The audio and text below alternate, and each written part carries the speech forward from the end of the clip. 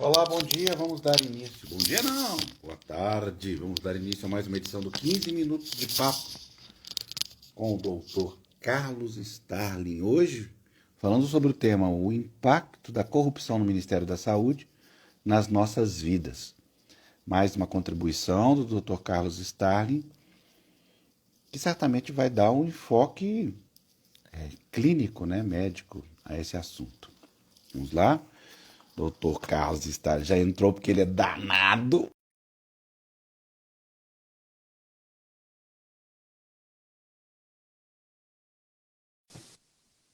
Ei, Afonso, Gostou? tá bom? Gostou, doutor Carlos? Mandei logo uma pro Sérgio dizendo que ele não entra na hora, só você entra na hora. Sérgio é danado, porque ele rouba, inclusive, o meu tempo, quando eu vou falar depois dele. Ué, mas hoje você pode roubar Não o tempo entra na dele por hora. vingança?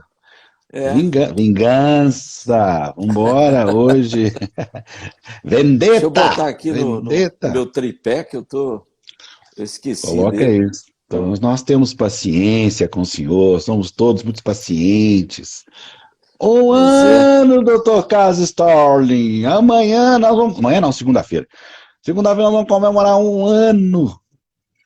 É, Olha, dá pra... para fazer, se juntar essas falas todas assim na forma de livro, eu acho que dá para fazer uns 4, 5 livros, viu?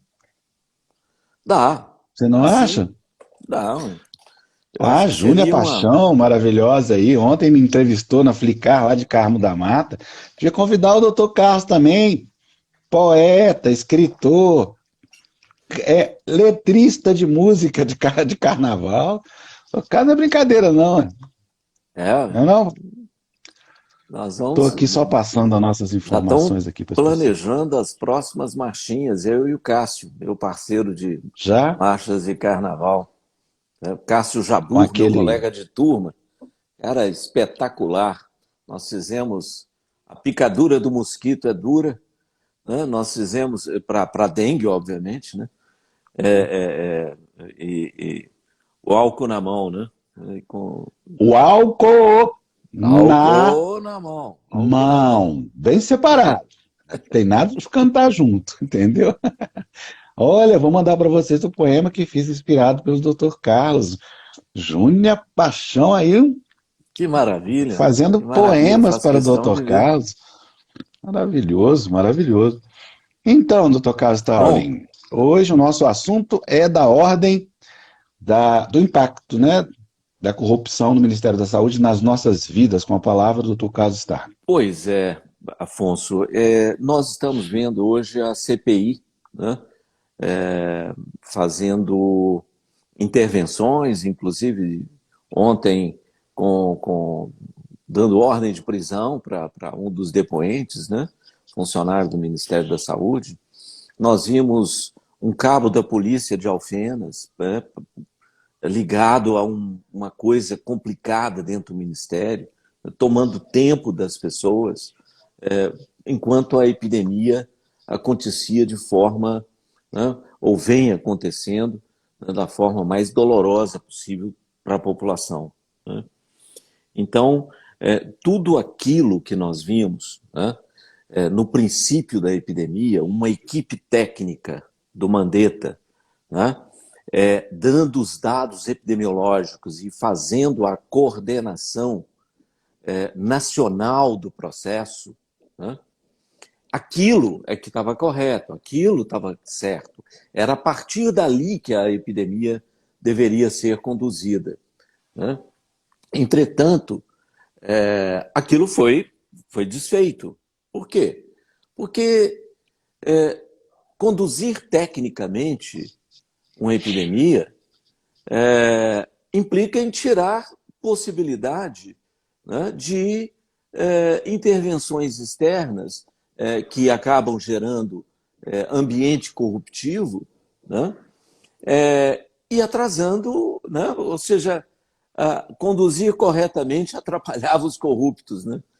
E foi por isso que aquilo foi desmobilizado. Porque uma pandemia, se ela é uma oportunidade de crescimento científico, ela também abre espaço um ambiente corruptivo, né? E no momento que ela abriu o espaço, que isso que os espertalhões de posse do governo viram essa possibilidade, quanto mais confuso ficar um órgão, né, responsável pelo controle da epidemia, mais corruptível ele se torna, né? Então, o processo de compra de vacina, aquela confusão toda, acabou atrasando, né, a compra de vacinas para o país. E nós compramos muito mais caro, porque também tem ambiente que permite esse tipo de negociação. E o que aconteceu?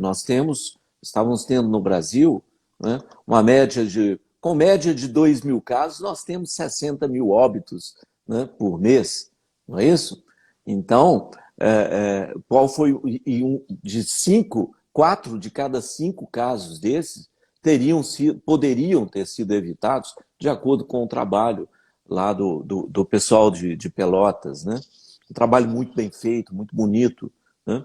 Então, o que é epidemia? O que é a corrupção? O que é essa confusão que foi feita no Ministério da Saúde? Acabou gerando na vida de cada brasileiro, né, sofrimento. Sofrimento do afastamento do trabalho, prejuízos para empresas, para as pessoas, né, prejuízo para o próprio país. Atrasou, né, o retorno à normalidade, que é alguma coisa que nós queremos tanto. Então, hoje, nós estamos com inveja do índice alheio, nós estamos com inveja do país que retira, né, retira as máscaras. Por quê? Porque eles já estão com mais de 90% de taxa de normalidade, de acordo com o método que nós usamos para calcular e estimar essa normalidade. Esses países, né, conduziram de forma séria a epidemia. A Alemanha, nós vimos a presidente, a Angela Merkel, né, a chanceler, né, assumindo a frente do processo de maneira responsável, né? Nós vimos mesmo o atrapalhado do Trump, né, com perdão do trocadilho, né, ele encomendou as vacinas, ele financiou as vacinas, né? E isso aconteceu. E foi por isso, ontem, nós conseguimos vacinar 3 milhões de pessoas nesse país, Afonso, né? E poderíamos estar vacinando 10 milhões se tivesse vacina, porque nós temos competência instalada para isso, né? Essa que é a grande tristeza que nós temos, né? Que nós não precisávamos ter a tragédia que nós estamos vivendo, né? Esse é o ponto mais importante que a corrupção e a confusão gerencial daquele ministério acabaram por gerar para todos nós, né? Foi exatamente... E tem nome e sobrenome. O dono disso nós sabemos, né? O dono está sentado no Palácio da Alvorada. E está permitindo, e permitiu que isso tudo acontecesse, e não foi por acaso, né? Em nome do combate à corrupção, né? Em nome do combate à corrupção, ele foi eleito, né? E em nome da corrupção, né, morreram pelo menos 400 mil brasileiros que não precisavam ter morrido, né? Então, a pandemia iria matar muita gente? Claro que iria matar muita gente, né? Como fez no mundo inteiro, né? Mas não precisava de ter sido com essa agressividade que nós tivemos.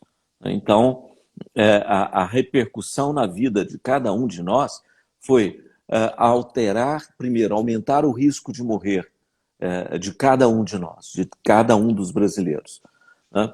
Foi atrasar, né, o retorno das pessoas às escolas, né? Então, comprometeu o processo pedagógico, comprometeu as indústrias, né? O retorno normal à produção comprometeu a economia, né? Comprometeu psicologicamente uma população inteira. Então, a tragédia, né? A tragédia, ela poderia ter sido muito menor, e não foi, em função de interesses corruptivos. Doutor Carlos, o mais grave também, aliás, você conseguiu enumerar, inclusive, a questão psicológica, né? Porque uma coisa são o que pode ser mensurado através de números, estatísticas, experiências, análises, métodos, remédios. Outra é que não pode ser mensurada, é que o baixo astral, esse ambiente beligerante que reina no país. Veja ontem a ameaça explícita que as Forças Armadas fizeram a uma mera conjectura que o presidente da CPI fez com relação às Forças Armadas, que tem hoje no governo 7.000 contratados. 7.000 militares trabalham no governo federal. Quer dizer, nós vivemos ainda essa pressão de negacionismo, pressão de um governo controlado, e agora a gente está tendo certeza também pelos militares. E além do mais, eu queria que o senhor falasse um pouco sobre isso, sobre essa pressão que é de ordem psicológica mesmo. Isso também é uma doença. Isso também é uma doença, Afonso. Isso é um problema tão sério. Nos Estados Unidos, milhares de pessoas pediram demissão dos seus trabalhos, né? Por quê? Porque a pandemia mexeu com a cabeça de todo mundo, né? As pessoas ficaram menos tolerantes, né, em relação aos desafios que nós temos no dia a dia. E é mais fácil, né, você chutar o balde, desistir, né, do que seguir adiante. Para quê? Né? Se essa é a primeira, não é a primeira e não será a última das pandemias, né? Então, isso mexe com a cabeça das pessoas. O isolamento, o distanciamento, a falta de abraço é doentia, né? A falta de afeto no dia a dia. Nós somos seres sociais, por natureza, né?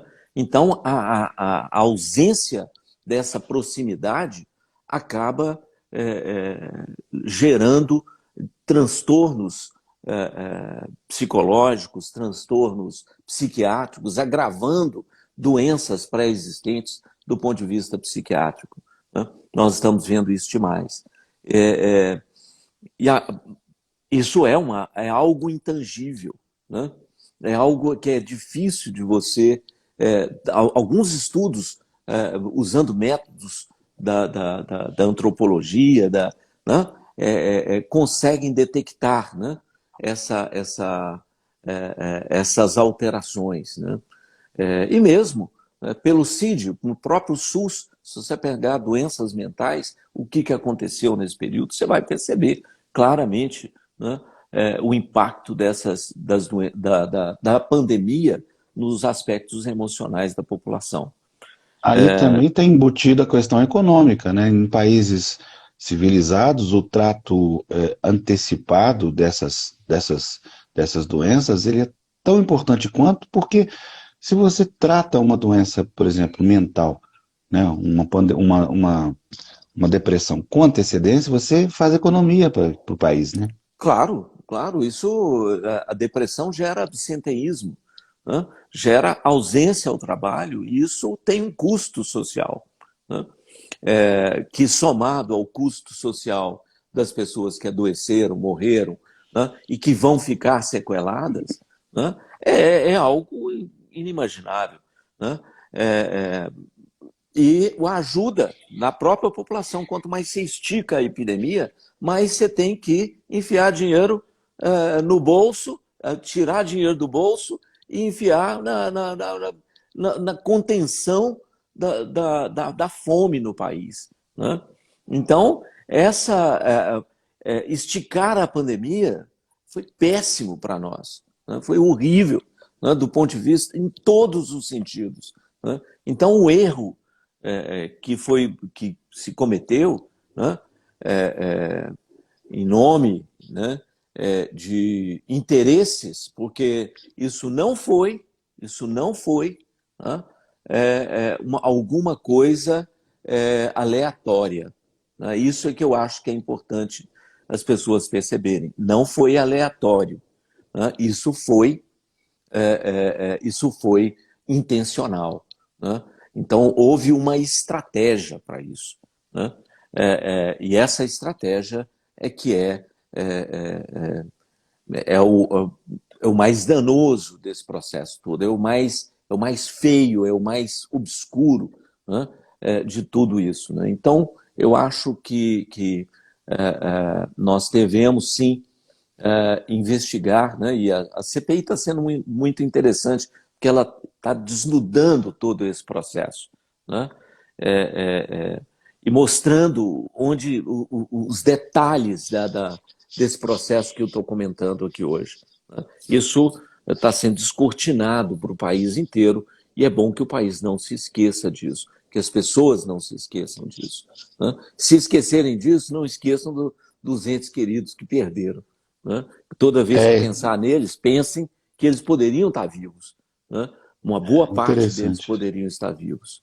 Né? E outra coisa também, quer dizer, isso é pode ser motivo até de uma nossa conversa futura, que é a questão do impacto das pessoas que faleceram. Nesse momento, ninguém tem condição de analisar nada, só pensar, sofrer e fazer o seu luto. Agora, eu acredito, doutor Carlos, que os próximos anos, e serão muitos anos pela frente, serão de reflexão sobre o que está acontecendo agora. Exato. Porque o próprio luto, ele é imediato de dor na hora, mas os anos se passam e essa coisa vai ficando até mais forte dentro da gente, Exato. a perda de um ente querido. E nessas condições, nas quais aos poucos a gente vai descobrindo coisas, né? A gente não, Sim. a nação vai descobrindo. Eu acredito que nós vamos passar umas 2 décadas discutindo o que nós estamos vivendo hoje. Não, eu não tenho a menor dúvida. Né? Isso tem que ser estudado a fundo. Né? Como você muito bem colocou, o sofrimento se decanta. Né? Na medida que ele vai decantando, a clareza, né, das causas desse sofrimento vão ficando mais vão ficando mais límpidas. Né? Nós vamos enxergando melhor, né, onde que foi o erro. Né? Nós vimos a estatística esses dias, os municípios que mais sofreram com a pandemia foram os que mais negaram a pandemia. Esse é um trabalho também muito bem feito, colocando onde mais teve voto bolsonarista, né, foi também onde a epidemia mais disseminou. Né? Foi onde mais se usou cloroquina, mais se usou ivermectina e onde a população mais sofreu. Ao contrário do que alguns prefeitos tentaram vender para a população. Né? Então, hoje, É. ou seja, vai ficando cada vez mais claro ao longo do tempo, na medida que as pesquisas vão sendo feitas, inclusive as pesquisas sociológicas vão sendo feitas, que o quão danoso, né, a gestão da epidemia foi para a sociedade. Né? Doutor Carlos, tá, muito obrigado. Nós temos o que dizer de hoje de Belo Horizonte. Os números ainda não chegaram, não, né? Índice de normalidade de 71%, tá? Maravilha. E a ocupação de leitos de terapia intensiva caindo, apesar de vários desses leitos estarem sendo transferidos para atendimento de pacientes não Covid, né? Ou seja, você diminui o número de leitos e o percentual de ocupação ainda está caindo. Isso é uma notícia excepcional. O R0 em 0,94, né? Ou seja, está abaixo de 1, mas aí ainda com a epidemia que nós poderíamos dizer estabilizada. Não dá para comemorar nada. E nós temos que vacinar cada vez mais e manter as medidas de distanciamento, de uso de máscaras, evitar aglomerações. Esse é o lema do dia e vai ser assim, muito provavelmente, até, eu acreditaria, outubro, novembro desse ano, quando nós devemos atingir os 70% de cobertura da população com a vacina.